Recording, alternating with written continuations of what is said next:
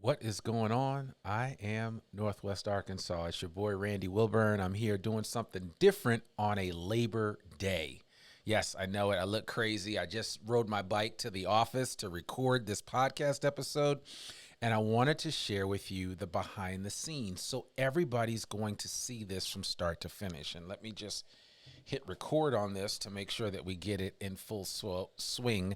This is not a full-blown episode. This is not a 30-minute episode. This is just a little interlude, if you will, for Labor Day. I should be taking today off. The kids are out of school. I'm sure your kids are out of school today. So, but we're going to do something a little different. I figured I would just show you how the sausage is made when it comes to doing a podcast. And I figured we'll just let it roll. So I'm about to do my I Am Northwest Arkansas podcast episode for today of all days. I have other episodes that I could put out today, but I actually just wanted to do a Labor Day podcast episode, which I'll share with you. And I certainly encourage you to check out the show notes when you get a chance. So hopefully you can see that at some point in time. But in the meantime, let's get started.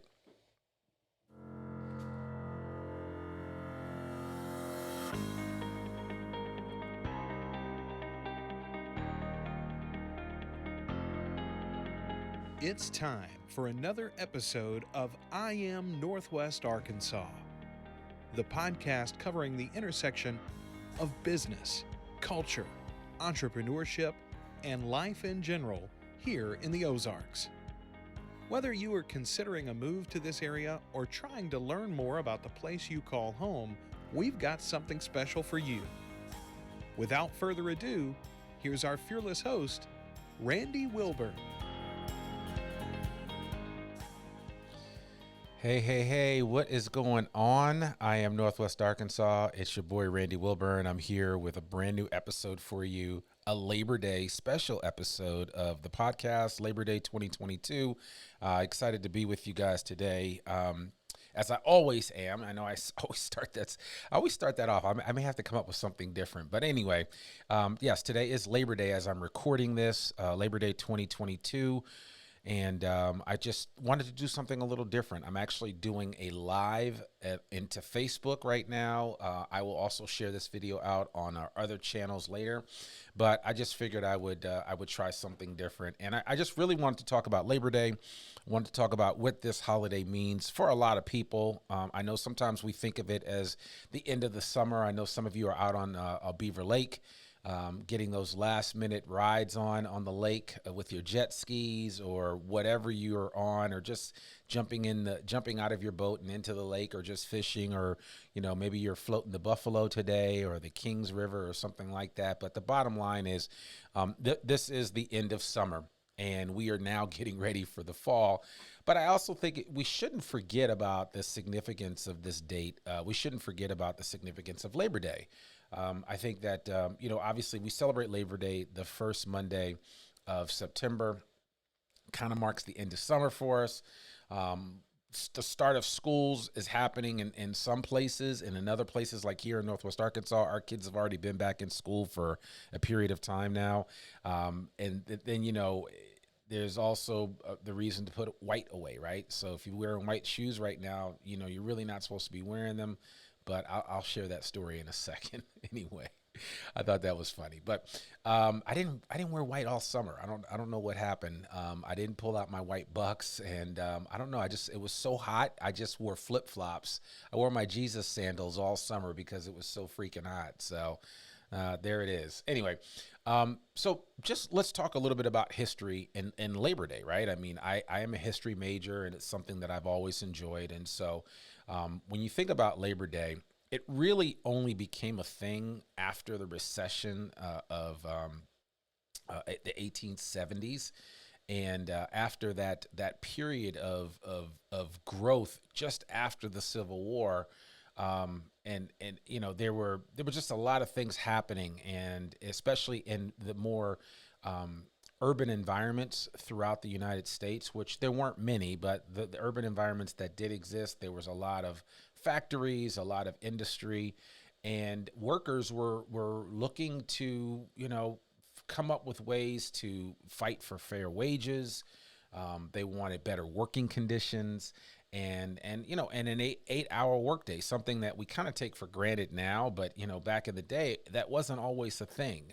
An 8-hour workday was that would have been considered a short workday. So you had this whole momentum in the country as we were moving towards a new century here in the United States. And there were just a lot of changes afoot. And, if you know your history, there was a Pullman railway car strike in 1894. And after that, after dealing with that Pullman railway car strike, President Grover Cleveland tried to strike a conciliatory tone with labor nationwide by making Labor Day a national holiday. And also around the world, they were honoring workers on May 1st, which was called May Day. But even here in the United States, we did celebrate May 1st as May Day for a while. We celebrated both May Day and Labor Day, but later on, Labor Day won out in terms of what we were going to celebrate for a variety of reasons. The least of which is that May Day was created by the Marxist International Socialist Congress.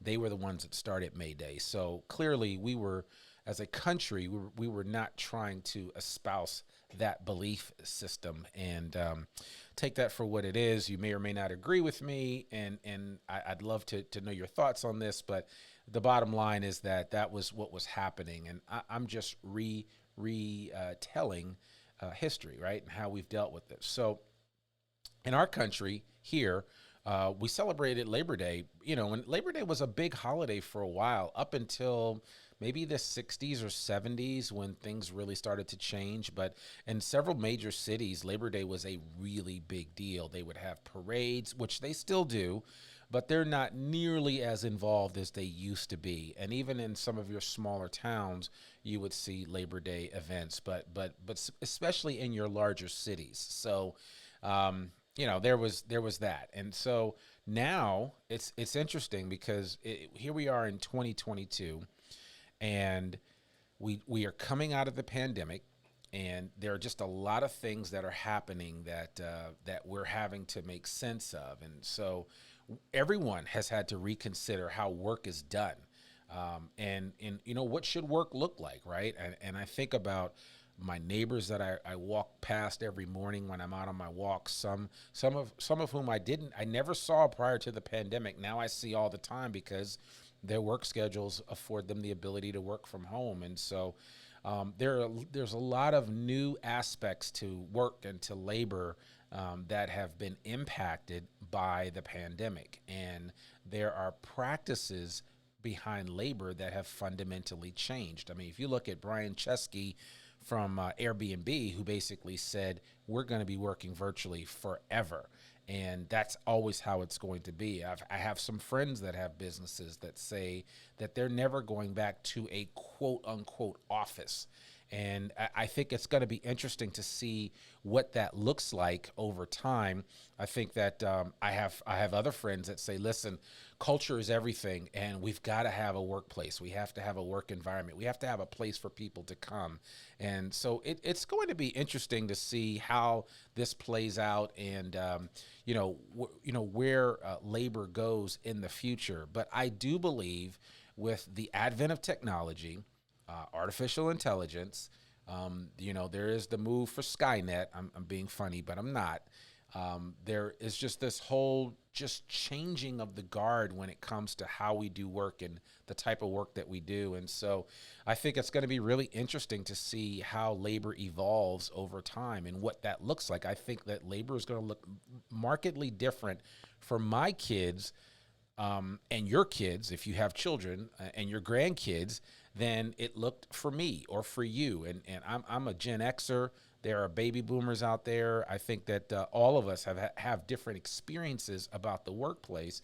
And I think that's going to continue to change. And I think right now, what we just experienced in the pandemic has caused us to rethink things, and has, it's just much different than how things were back in the day, where people didn't have a choice. You had to physically go to a factory to work a job. Now my factory is this office I'm sitting in, or I could be at home. I used to do, during the pandemic, I was doing my podcast, and both video and on the podcast, I was doing it at home in my garage. And then I finally graduated from my garage to Rogers. And then I moved from Rogers to downtown Fayetteville. Shout out to being in downtown Fayetteville right here on Block Street.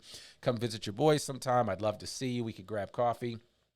But anyway, I digress. I just, I think things have just fundamentally changed. And what technology allows and what you're capable of doing nowadays, from a work perspective, is markedly different than what we experienced even 20 or 30 years ago. So that's, I think it's going to be interesting to see how things play out. And so there is certainly a move underfoot to try to improve working conditions and opportunities here in the United States. And I think as policymakers come up with new ways to establish what work looks like and how we deal with labor in our country, I mean, Labor Day, the labor movement, the unions grew out of Labor Day. And so we are at our lowest point in terms of union involvement here in this country. And wherever you stand on the whole union issue, there are pros and cons to unions, just like there are pros and cons to anything. And so it's going to be interesting to see how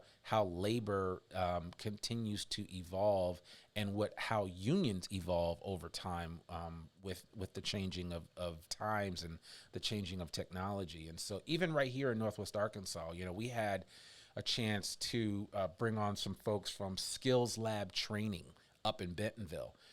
And they talked about, and that was episode 109 if you want to check it out, and I'll link to it in the show notes.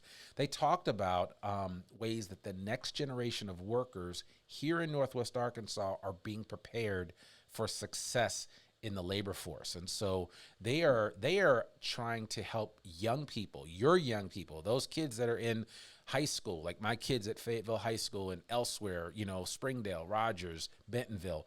All of these kids need training. They need preparation for what the labor force is going to look like in the future, because it's going to be much different.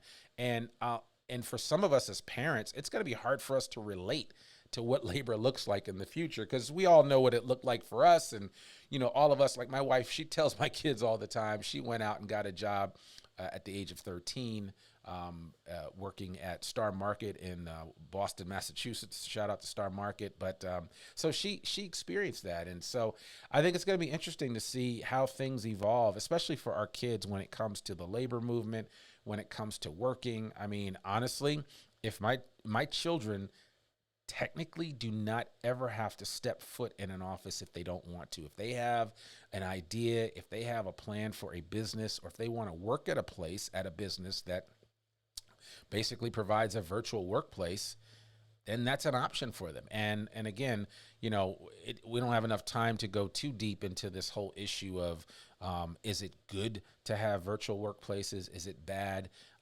If you hear my friend Mark Zweig tell it, you got to be able to come into the office from time to time to connect with folks. And there was a whole thing in business back in the day called management by walking around. And how can you manage by walking around? I guess you have to do it virtually, right? Where you just kind of pop in on people on Zoom or on Google Teams or something, or on Google or on Teams, where you just check in with people on a regular basis. But all of that has fundamentally changed the workplace and the work environment. So it's going to be interesting to see how things pan out. I certainly don't have all the answers, and that wasn't the purpose of this episode. It was really to acknowledge Labor Day and to kind of talk about the history behind Labor Day and why it started, and the fact that it's been a holiday since 1894, and to recognize all the people out there that are working hard to make things happen, whether you are working in the fields, harvesting the fruit and all of the different plants that come out of our agrarian economy here in the United States, whether you're in factories, whether you are in the supply chain, and whether you are on a truck right now driving for J.B. Hunt or Walmart or Tyson. I see those trucks on the road all the time, and honestly, we couldn't get we couldn't live the lives that we live without those folks doing the work that they do. And so I want to acknowledge everybody that's out there putting in a solid day's work. And I say a day's work, I don't say 8 hours, right? Because it could be, you could be working 4 hours a day and making a difference. I don't know that it's necessarily an amount of time more so than it is an amount of effort.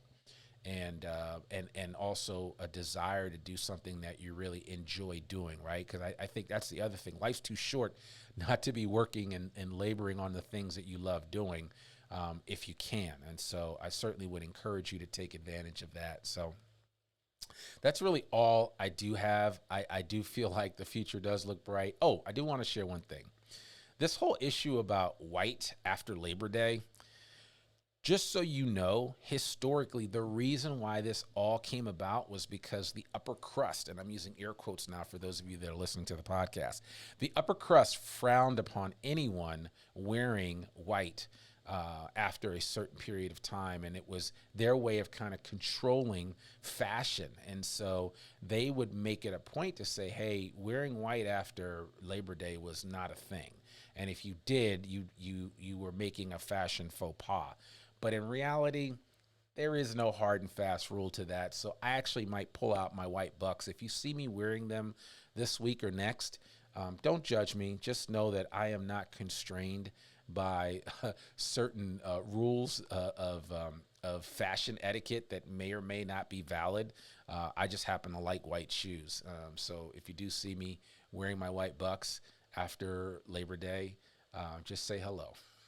So anyway, that's all I have for you guys. Those of you that joined us live here on Facebook, we'll repost this elsewhere on several other platforms, including LinkedIn. We have a big LinkedIn following for the I Am Northwest Arkansas podcast.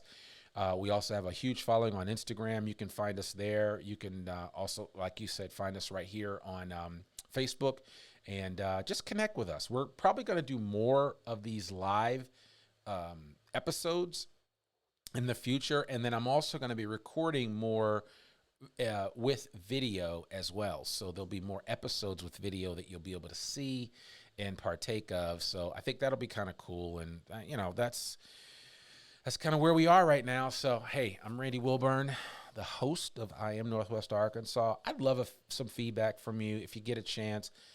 Please shoot me an email, hello@IamNorthwestArkansas.com. I got a really great email the other day from someone that caught up with us at the Black-owned NWA Black Expo that took place at Theater Squared. Certainly want to encourage you to connect with us.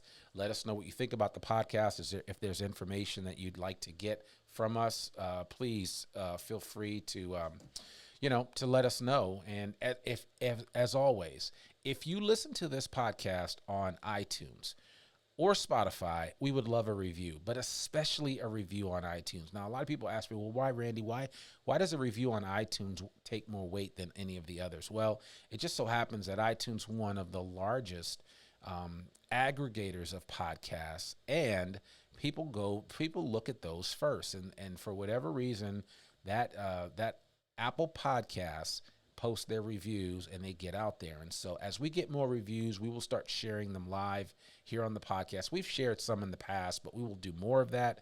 And that's, we'll see what happens. We're going to continue to evolve and change and do some things. And I've also got some cool things to announce coming up in the near future that I can't wait to share with you. But in the meantime, we're going to have some fun with this podcast, and we've got some great episodes this fall that I think you will enjoy. But today, I want you guys to take a chill, relax, enjoy your family, maybe get some ice cream.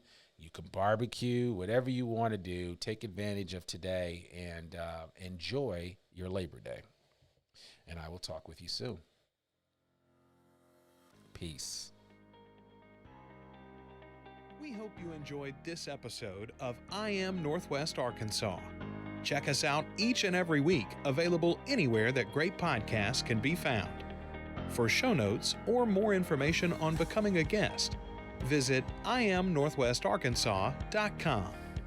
We'll see you next week on I Am Northwest Arkansas.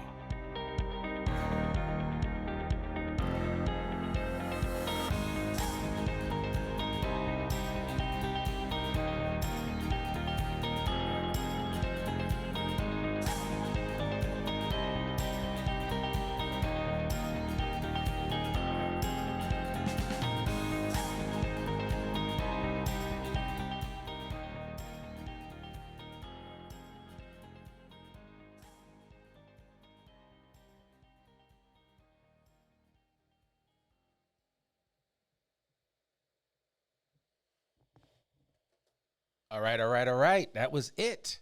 So I think there were a couple people that happened to drop in live. I appreciate you doing that. You got to see me record an episode of the podcast right in front of you. You know, I do a lot of these over at the library, the Center for Innovation. Shout out to the Fayetteville Public Library. I also do these in people's offices. I've done them at ONF. I've done them at I have recorded podcast episodes in some crazy places. So that's, you got a chance to see the sausage being made up close and personal. I hope you enjoyed that.